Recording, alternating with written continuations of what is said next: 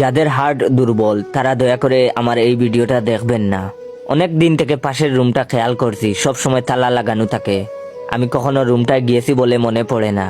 আম্মুকে জিজ্ঞেস করলাম, আম্মু ওই রুমটাতে কি আছে?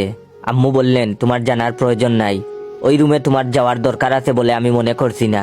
আমি শুকনা মুখ নিয়ে বাইয়ার সামনে দাঁড়ালাম, বললাম, ভাইয়া ওই রুমটাতে কি আছে তুমি জানো কি? ভাইয়া বলল, তোর তাতে কি, যা টাকার তাই আছে, যা ভাগ। আর দাঁড়া, এক গ্লাস পানি এনে দে তো। আমি আচ্ছা বলে রুম থেকে টান পায়ে বের হয়ে গেলাম পানি আনতে। রাত এখন 12টা। ভাইয়া ঘুমিয়ে আছে মরার মতো, দেখলেই বালিশ চাপা দিতে মন চায়। আমার চোখে ঘুম নেই, মাথায় একটা কথা ঘুরপাক খাচ্ছে, যে করেই হোক ওই রুমে যেতেই হবে, দেখতেই হবে কি আছে। বিছানায় ঘন্টা খানেক গড়াগড়ি করে উঠে গেলাম ভাইয়ার পাশ থেকে। নিঃশব্দে গুটি গুটি পায়ে ঘর থেকে বের হয়ে পাশের রুমটার সামনে দাঁড়াতেই ঘড়িতে শুনান দিল এখন রাত 1:30 বাজে। উফ, এই ঘড়িটা 8 ঘন্টার পর পর কি যে শুরু করেছে। ঘড়িটা চেঞ্জ করতে হবে আম্মুকে বলে সিটকানি খুলে দরজা ধাক্কা দিতেই ক্যা এচ আওয়াজ করে দরজাটা খুলে গেল।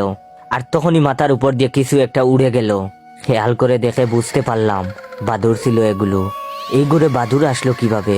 আর এত মাকড়সার জাল। কতদিন এই ঘরে কেউ আসে না বুঝতে পারছি না।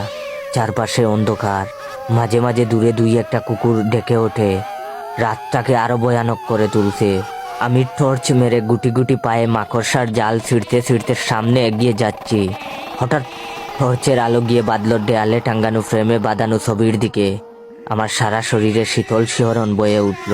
কোথায় যেন একটা পেঁচা ডেকে উঠে জানান দিল, ভুল করেছিস এখানে এসে। যেখানে বই বেশি সেখানে কৌতূহলও বেশি। আমি ছবিটার দিকে তাকিয়ে আছি, কাপা হাতে টর্চটা মেরে রেখেছি দেয়ালের দিকে। এটা তো আমার ছবি। টর্চটা আস্তে আস্তে নিচের টেবিলের উপর গিয়ে বিঁধল। ধুলোর স্তর জমে আছে টেবিলে, আর স্যাঁতস্যাঁতে গন্ধ। নিস্তব্ধ হয়ে গেলাম। মুখ থেকে একটা শব্দ বের হবার জোর নেই। হাত কাঁপতে শুরু হলো আমার।